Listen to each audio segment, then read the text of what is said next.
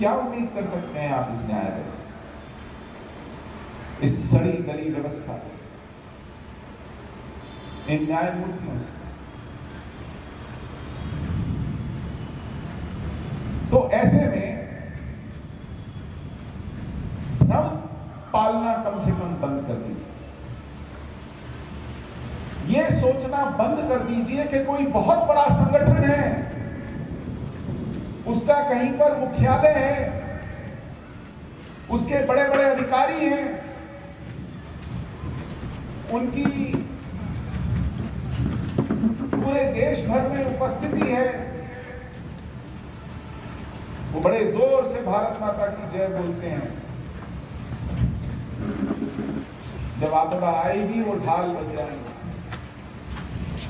या वो आपदा को आने ही नहीं देंगे। ये भी एक भ्रम था हमें कश्मीर में, वो भी भ्रम साबित हुआ।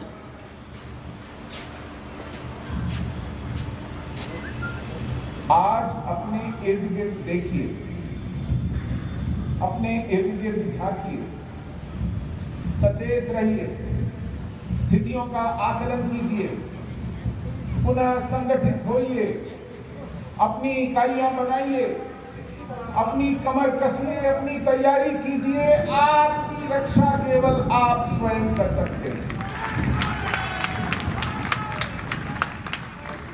और यदि कुछ हुआ तो उसको वो न समझना, उनके आगे चल गए।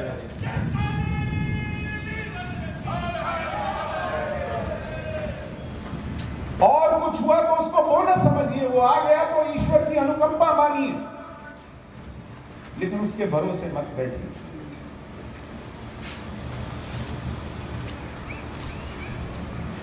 ये एक बहुत बड़ा अपराध होगा, अपने प्रति ही नहीं, आने वाली पीढ़ियों के प्रति। मैं अपनी पीढ़ी को दोषी मानता हूं, मेरी पीढ़ी 1990 में मैं 26 साल का था, 26 साल का एक युवा था। मैंने अपना परिवार प्रारंभ कर लिया था, मैं अपने करियर में था, मैं एक मध्यवर्गीय परिवार से आया। मेरा समुदाय मेरी शक्ल देख रहा था, मेरी ओर ताक रहा था, मेरे जैसों की ओर, कि हम कुछ कर पाएंगे। हमारी तैयारी नहीं थी। 1000 के सामने 1, 2, उनके हाथ में कलाशी, ग्रेनेड, हमारे हाथ में सब्जी काटने का चाक टिकट नहीं था, 2-4 फुट का डंडा तक नहीं। हमारे हाथ में केवल 2 विकल्प थे। हम बिना आगा पीछा देखे उस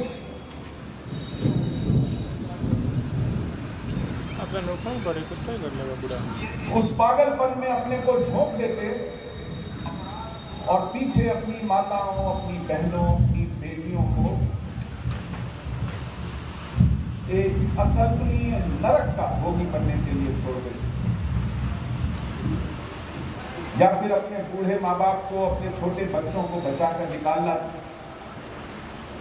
और इस देश में एक संघर्ष की शुरुआत है। आज वो विकल्प भी आपके सामने नहीं है, बच के जाएंगे तो जाएंगे कहां? हमारे सामने तो विकल्प था, अब हमारे सामने वो विकल्प नहीं। कश्मीर में हमारे पड़ोसियों ने हमारी मुखबिरी की।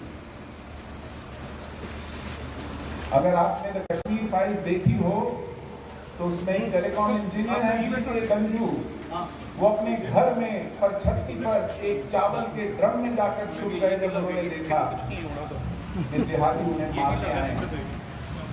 क्योंकि उन दिनों छोटी छोटी संकरी गलियों में घर एक दूसरे से सटे होते थे, तो पड़ोस ने देख लिया कि खिड़की से वो कहां जा रहा है छुपने। जब आतंकवादी उसे ढूंढ नहीं पाए, वो जिहादी लौट रहे थे, तो पड़ोसी ने वापस बुलाया, खोला वो ऊपर छुपा है, उसे ड्रम में ही जाके गोलियां मार दी गई। आज कन्हैया लाल की मुखबिरी करने वाला उसका पड़ोसी नाजिम है। आज अमरावती में उमेश कोल्हे के व्हाट्सएप स्टेटस को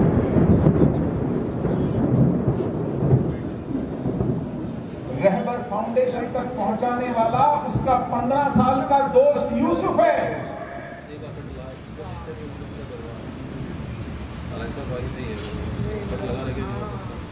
और ये सरकार केवल इतना भर कर रही है कि एनआईए की टीमें तैयार बैठी हैं। जहां तीसरा चौथा गला रेतने की खबर आएगी, टीम भेज दी जाएगी, लोग पकड़ लिए जाएंगे, मुकदमे दायर हो जाएंगे। मानो ये एक आम कानून व्यवस्था का, भाई हत्या हुई है तो पर्चा फाड़िए, तफ्तीश कीजिए, दोषी को पकड़िए, मुकदमा चलाइए, सजा दीजिए। जो सामान्य काल में सामान्य अपराधों के लिए सामान्य गतिविधि तय हुई है वही चल रही है। इस पर हाय तौबा करने की क्या जरूरत है? ऐसी मानसिकता से हम नहीं बचेंगे। आज अपनी व्यवस्था से, अपने नेतृत्व से सवाल पूछने का भी समय है, हिसाब किताब लेने का भी समय है। हमारे सामने उदाहरण है, जब फ्रांस में सैमुअल पैटी का गला काटा गया था तो प्रेसिडेंट मैक्रोन ने वहां के मदरसों और मस्जिदों पर जो संदिग्ध थे ताले लगवा दिए। एकाएक 4 कानून ला दिए गए थे कि इस देश में एक भी शब्द वो किसी को नहीं पढ़ाया जाएगा जिसकी स्वीकृति फ्रांस की सरकार ने नहीं दी होगी। ऐसा कोई पाठ्यक्रम नहीं होगा, ऐसी कोई पुस्तक नहीं होगी जो किसी बच्चे को पढ़ाई जा सके और जिसकी हमने स्वीकृति नहीं दी। कानून तो यह भी बन गया कि कोई घर आकर मौलवी भी नहीं पढ़ा सकेगा। कोई मदरसा चलने की बात तो दूर, मदरसों में सीसीटीवी कैमरा लग गए, खुतबों की रिकॉर्डिंग नजदीक के पुलिस स्टेशन में जाने लगी। और हमारे प्रधानमंत्री ने उनको ट्वीट करके बधाई दी, कहा बहुत अच्छा किया।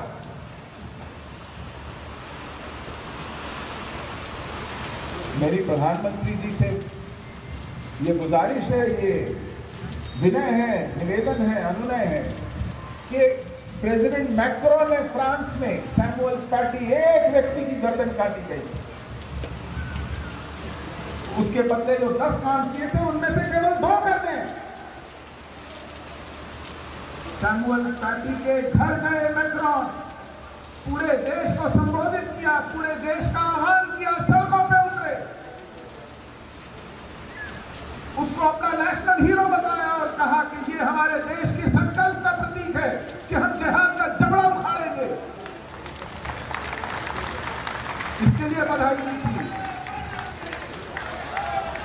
ये संकल्प हमें अपनी व्यवस्था में दिखना चाहिए, ये संकल्प हमें अपनी सरकारों में दिखना चाहिए, ये संकल्प हमें अपने नेतृत्व में दिखना चाहिए, ये आह्वान पूरे देश में गूंजना चाहिए और उन लोगों को नोटिस में ला देना चाहिए जो आज धमकियां दे रहे हैं मदरसों से, दरगाहों से, मस्जिदों से, वीडियो क्लिप्स पर हमको आतंकित कर रहे हैं कि तुम्हारी गर्दन आज हमारी छुरी के नीचे आने वाली है। उनको नोटिस दे देना चाहिए कि अगर ये बंद नहीं हुआ तो तुम्हारी सांसें बंद होंगी। ये बंद नहीं हुआ, ये हरकतें बंद नहीं हुई, ये देश बर्दाश्त नहीं करेगा। इसको कहने वाला कोई होना चाहिए, शीर्ष पर होना चाहिए, नेतृत्व में होना चाहिए। इस देश के संकल्प में वो दिखना चाहिए। हम जिहाद को आंकने में, हमारा नेतृत्व जिहाद की तह तक जाने में, मुझे नहीं लगता अब तक सफल हुआ है उसको समझने में सफल हुआ है। हमारी दिल जीतने की बीमारी बहुत गहरे उतर गई है। समय रहते इसका इलाज बहुत जरूरी है और ये इलाज तभी संभव है जब इस देश का जागरूक नागरिक इस देश की सत्ता को मुंह पर सच बोलना शुरू करेगा, उनसे खड़े खड़े सवाल पूछना शुरू करेगा, पूरी ईमानदारी के साथ, भले ही विनम्रता से पूछे लेकिन पूरे आग्रह के साथ। इस देश के हर देश की व्यवस्था में अपनी भूमिका निभानी पड़ेगी। मैं आपके धैर्य को प्रणाम करता हूं। इस मूसलाधार बारिश में आप बैठे हैं, मैं और